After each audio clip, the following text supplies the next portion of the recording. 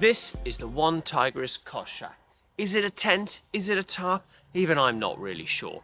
But what it is it's a very hot, warm, insulated shelter. And yes, that's right, you can see a chimney poking out from the top of it. It's a hot tent. So today we're going to look at this and I'm going to give you my review. Just so you know up front, I bought this with my own money, so every opinion you see is completely honest. But first, let's get some specs and some pricing. Here are the key specs of the OneTigris CozShack Hot Tent. The material is a 70D nylon with a silk coated surface. Inside, it has this glossy finish to try and hold some of the heat in.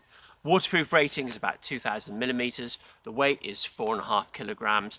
That varies by version. And honestly, you're going to want a car camp with this. Pack size is about 50 by 20 by 20 centimeters. The footprint is huge, about 4 meters by 2.5 meters.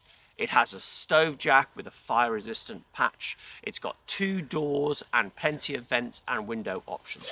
There are no poles included. You have to bring your own or supply your own trees. You can use this as a hot tent, a tarp shelter, a hammock shelter, even a car camping shelter, and this is perfect for bushcrafting. If you're into multi-use gear, versatility here is a very big selling point. So price-wise, this tent in the UK at the moment is £209 on Amazon or OneTigris, or $249 on Amazon and OneTigris in the US. Compared to traditional hot tents that can easily run from £300 to £700, this is a much more budget-friendly way to get into hot tent camping. Putting the tent up is a faff, and it requires that you have a lot of trees or you've got a lot of work to do to make poles in order to get the tent up. If you're dealing with ground that is not level and not flat as we've got here, it's very difficult to get a sharp Instagrammable pitch. But let me take you through the basic components of how to put the tent up.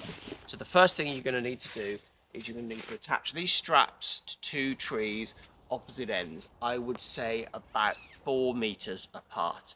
The key thing about these trees is I'm 6 foot tall. You need to get these straps up extremely high. So this is as high as I can manage to get, and it's just about high enough. Once you've got the straps up, then you can attach the tent to the straps and you can pull the tent tight, get it in place. You have these attachments here in order to increase the tension. Once you've got the 2 main straps up, I then go around and pull out all of the guy lines, and I normally try and attach them to trees because it's much easier than messing around with stakes in the ground. What I then use is I use guy line hitches on every single one of these in order to pull it tight. If you want to save yourself time, one tip is you can undo this knot here and attach the guy line hitch here, and then use a carabiner at the end, loop that around the tree, clip it on, and then you can pull it tight from this end, and then you only need to tie the guy line hitches once when the tent is new. There are 6 guy out points, and once that's done, that gives the tent its shape. Once you've done that, you can then go out and you can stake out each of the corners wherever there's a staking out point. There are 2 entrances, one on either side of this. I'm going to use this one, so I'm now going to peel all of that back.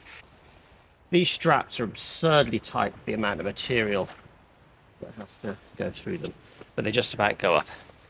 At these corners we have a zip, which enables us to unzip and then complete the rest of the door.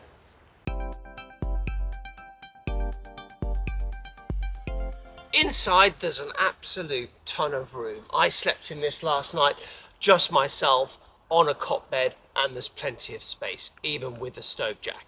A lot of 2-person tents, as soon as you add that stove in, if it's stove jack compatible, instantly becomes a 1-person tent, but this definitely has enough room. If you were sleeping directly on the ground, or if you even pitched inside it a 2-person bug net, I think you'd have plenty of space. Of course, no tent is perfect, and this is no exception. The CozShack has a few things you need to know about. I've mentioned it before. No poles. It's quite awkward to find somewhere that has enough trees and enough space to get you set up. The waterproofing at 2000 millimeters, that is on the low side. expedition grade, a storm shelter. It really isn't. But if you're going to get a little bit of light rain, it's probably going to be okay. These are very big, high sides, so wind can be a challenge for it. Again, if you're in a forest, you tend to have less wind, and you really need to be in a forest because of the trees.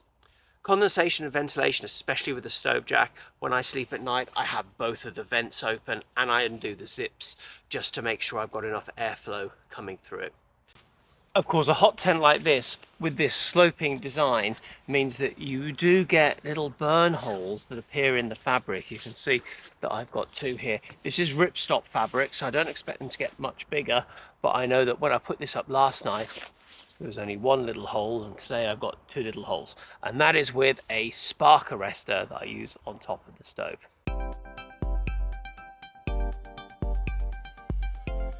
More interesting is who's this tent for? I'd say the CozShack is a perfect tent if you've got two people that are camping together or one person that's camping together. If you want a hammock shelter, maybe this gives you some good winter coverage, but I'll be honest, I've never tried that. I don't think it would fit with an amok. Canoe tripping, I think this would work very well. If you're looking to do some bushcraft and the weather's not great, I'd say this is an excellent shelter.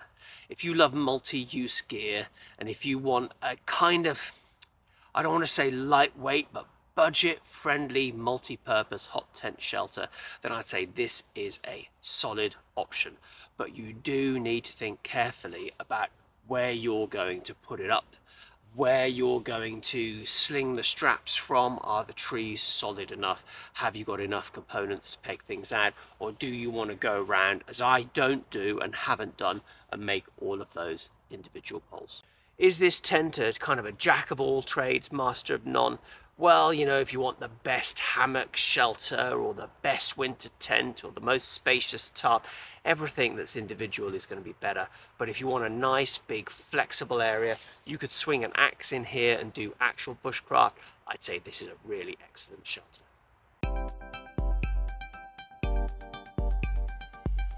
Hot tent season is here, and I'd say this is an excellent entry point to be able to get yourself into a flexible, big shelter. You can stand up, move around, work with knives, work with axes, and you're not hunched over in a smaller tent. What do you think? Have you tried this tent? If so, please let me know. If you're thinking of buying it, please let me know if this review was useful. Subscribe if you want to hear more content like this and get to know a bit more about some of the gear I've got and some of the stuff that I'm buying. Thanks for watching. I'll see you on the next one.